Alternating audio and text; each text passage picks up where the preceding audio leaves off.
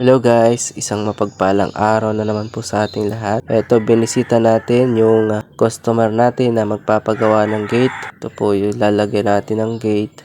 Yan, dyan po ipupwesto. At pagpasensyahan nyo na nga po pala ang aking boses dahil ako ay sinisipon. So ito yung bahay ng may-ari. So dahil hapon na po, bukas na po natin ito sisimulan. Ayun, good morning guys. Ngayong araw po ay bibili tayo ng materyales para doon sa gagawin nating gate. 2 steel matting at 5 tubular po na 1.5 by 1.5 ang ating binili. Po natin kasama ang ating service na si Gray kasi may sakit din. Di joke lang. Manipis po ang gulong ni Gray kaya hindi po natin pinilit gamitin. Nag-arkila na lang po tayo ng tricycle para madala itong materyales na gagamitin natin para sa gate. O nga po pala guys, tayo nang bumili ng materyales kasi yung may-ari daw po ay busy. So walang problema sa atin yun. At pagkabili nga po pala natin ng materyales ay agad na nating sinimulan dahil kumakagat na rin ang init. So ngayon dahil wala tayong katulong ay magbibideo mag-isa. Nilagay lang po natin sa flooring ang ating cellphone para makuhaan ang bawat ginagawa natin dito ngayon. So ang una natin gagawin ngayon ay syempre susukatan natin ang pisngi ng bawat gate. Magiging 2 pisngi po ito na gate. So pagkatapos po natin sukatan ay syempre tatabasin na po natin itong mga tubular. So bali ang naging sukat po natin ng bawat pisngi ng ating gate ay 4 by 8 feet. Yung isang pisngi ay 4 feet by 8 feet po ang taas. Ang sukat naman po ng ating biniling steel matting ay 4 feet by 8 feet din. So makto po doon sa ating sinukat na gate kaya walang nasayang na steel matting.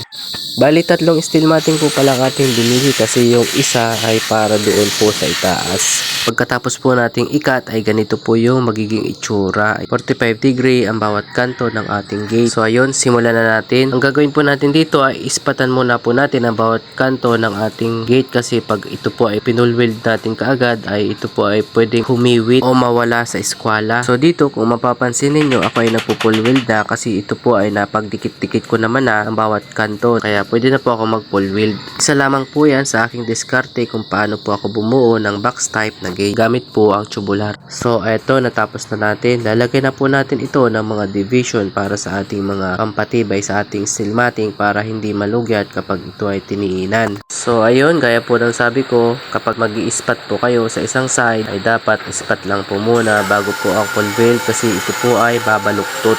At pagkatapos naman po nating i-pull weld, syempre ito po ay i-grind natin para maging mukhang malinis naman po. At para po pagpipinturahan ay wala po siyang giring-giting o gudol-gudol. At isa lamang din po yan sa ikinatutuwa ng customer natin kapag sa atin po nagpapagawa. Tayo ay malinis maggawa dahil hindi lamang po ito basta kontrata kundi pulido po ang ating trabaho. At syempre, wag din po nating babastahin ang trabaho. Hindi porke kontrata ay basta-basta mo na lang gagawin para matapos mo kaagad ay kawawa naman po ang ating customer. So ayun, balik tayo dito at tayo ay magpapahinga sandali dahil tayo ay mag-isa lamang. So ayun, pagkatapos natin magpahinga agad naman tayo nagtrabaho. At eto, natapos na natin ang ating gate. Bukas naman po ay kakabit natin ang ating steel matting. So ayan, kung mapapansin ninyo ay malinis na para pagpintura natin ang primer ay makinis. So ayun, hanggang dito na lang muna at bukas naman natin ipagpapatuloy. At eto na nga, good morning guys, day 2. Tayo ay maglalapat na ng steel matting. Actually po, kanina pa po ako nandito. Ngayon lang po ako nakapag-video. Kung mapapansin ninyo ay naikabit ko na yung isang side sa isang gate natin ng steel matting. Ito po ay pangalawang side na po. At kung mapapansin ninyo ay naikabit ko na rin yung bisagra natin o cylindrical kung tawagin. 3 cylindrical po yan sa bawat pisngi ng ating gate.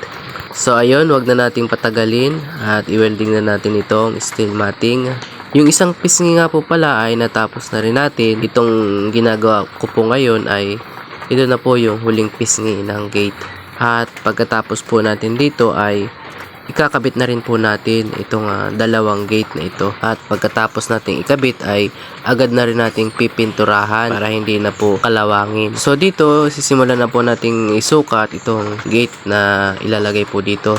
So ayun, wala akong katulong. So ikakabit ko na ito mag-isa. At pagpasensya na po ninyo kung hindi ko maipapakita kung paano ko ikinabit itong gate na ito. Dahil hindi ko na po na-videohan. At dito kung mapapansin ninyo ay naikabit ko na yung 2 gate. Sa itaas po ay wala pa. Lalagyan pa po natin yan ng steel matting. So ayan, nailagay na po natin yung steel matting at hindi ko na rin po naipakita ang pagpipintura ko po dito.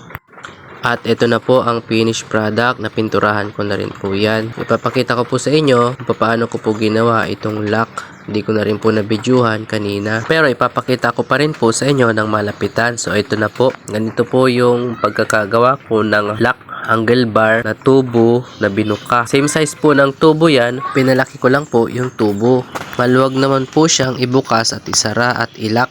Ito po naman po yung kandaduhan. Malaki o maliit po na kandado ay kakasya. So dito naman po tayo sa ibaba. Isang lock lang din po ang nilagyan ko kasi kulang na po ng tubo. Ayan. Hindi ko pa rin po nilalagyan ng tubo sa ibaba kasi may abang daw po ito ng flooring. So dito ay mahaba po ang aking inilagay para kahit buksan ay hindi po mabubuksan. Kasi yung ibang gate po ay kapag maliit ang inilagay ay pag itinulak ay nabubuksan.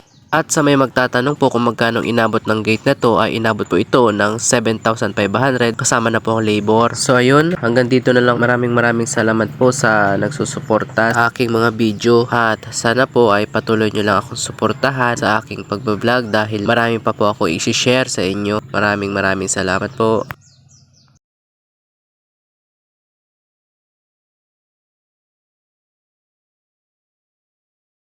Salamat!